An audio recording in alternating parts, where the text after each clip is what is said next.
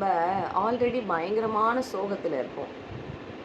அந்த நேரம் பார்த்து நம்மளை சுற்றி இருக்கிற மனிதர்கள் மூலயமா, இல்லை எங்கேயோ வேலை ஸ்தலமோ, ஸ்கூலோ, ஆஃபீஸோ, இல்லை வீட்லேயோ யாரோ நம்ம இருதயத்தை இன்னும் சோர்வு பண்ணுவாங்க, இன்னும் வருத்தத்துக்குள்ளாக்குவாங்க.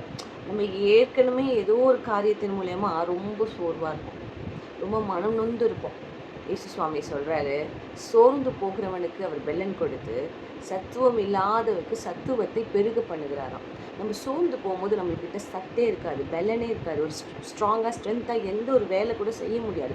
மனம் சோர்வு போயிருந்தால் கூட நம்மளோட உடம்பு ஆட்டோமேட்டிக்காக சோர்வாயிடும். இதை கவனிச்சிருப்பீங்க.